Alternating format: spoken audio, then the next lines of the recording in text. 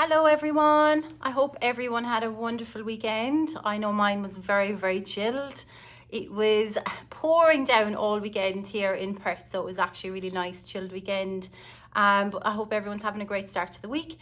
So today I wanted to talk about the common marketing problems that business owners face. So number 3, I've shared the first and second one last week. So the third one that I see is the no focus on the problems that you actually solve as a business owner. So this is something that is a huge problem in the industry that I am part of, more so because, oh, thanks Sarah, thanks for the love, thanks for being here as well, honey.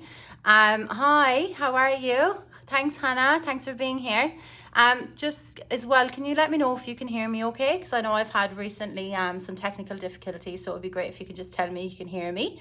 And also let me know if you're watching the replay, just put in #replay. I'd love to know where everyone has heard this live video from. So today, as I said, we're going to talk about the third most common marketing problem, and that is the lack of focus on the problems that you solve as a business owner. So when I speak about this, I'm talking about when I meet a lot of clients, very much they want to just sell more of their stuff. Oh, thanks for telling me that you can hear me. That's great. Because I know that's been a huge issue recently. So thanks so much, ladies. But when I talk about the lack of focus on the problems that you solve, what I mean is so many businesses get this part of the pie wrong. And when I say that, I'm like, it's very hard for a business owner to come out of their business and think like how their user is looking for their business or service. So what is this exercise is all about? Okay, so come out and think about, what problem do you solve? What is in it for your customer in order to purchase from you directly? So when I speak about that, it's because, and the reason why I'm so passionate about it is because the industry and social media has become so noisy over the last year, especially with the pandemic and the rise in content consumption. It's actually doubled in 2020. So now more than ever, you need to stand out from the crowd. And the way to stand out from the crowd is to not be attached to the outcome of, I just want to sell my own stuff. You need to be building trust with your audience and adding value and showing them that you know your stuff and you can also solve their problem. Because if you just go with the intention of, I just want to sell more of my stuff, thing is, people can actually feel it, and when they see any of your content on socials, or if they see you show up on any networking events or anything for that matter, your focus specifically needs to be on the problems that you actually solve. So what I mean by that is, so for example, Google Ads is obviously a huge service it's one of the main foundational services that I offer. And a lot of the Google Ads campaigns that I have actually inherited over my time has been down to, and they haven't been successful, the ones that I've actually taken on from other people. And the reason why is because the actual campaign has been set up as being far too technical, and it's been surrounded by what the business owner thinks that the actual campaign should be set up around, not around the problem that business owner actually solves for their customers. So the thing is, when you set up your campaign specifically around the problem that you solve, that's where the sweet spot is.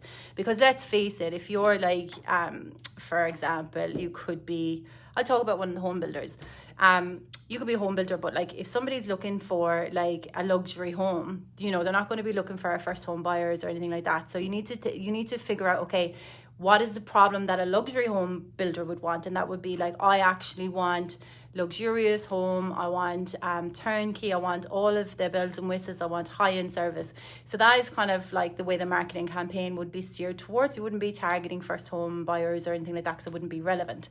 So, and another thing, another example that I use a lot is as well around skin. So for example, a person with problem skin, they probably most likely don't know about the services that you would be offering. So for example, most people may not know about dermapenning, they may not know about microdermabrasion, they may not know about chemical peels, but their problem would be acne. So essentially, problem skin would be what the campaign should be set up around, or any of the content you push out there should be about, this is what we solve, this is the problem that we solve. So then when the end user actually finds you, that they actually know that you can solve their problem. So you're targeting the problem, you're not targeting your solution, if that makes sense. So if you go to market with thinking about, I just want to push my solution, you're far too ahead than what your audience is. So you need to take it back a step and be like, okay, how do I get them to realize that I am the solution? And that's where everything changes. But if you're interested in learning more about this, I'm actually running an online meetup this Thursday. It was meant to be in person in Perth, but due to the lockdown and the restrictions, I've had to make the executive decision last week to put it online. So if you are interested, I'll drop the link to the event here, and you just need to register and you'll get a Zoom link, and I'll be joined by my wonderful fellow queen, the numbers queen. Her name is Julie Cohen, and she is an absolute whiz with numbers and accounting. So I'll drop that, and if you're keen on learning more about common marketing problems, I will be hanging out there with a lot of my community from the Entrepreneur Search Engine Revolution, and I hope to see you there, and hope you have a wonderful evening. And thank you so much for tuning in, and thank you for all the love, ladies. You're very sweet. Anyway, have a wonderful evening, and I will be tuning in again in a few days to talk about my 4th common marketing problem. Anyway, have a lovely day. Bye bye.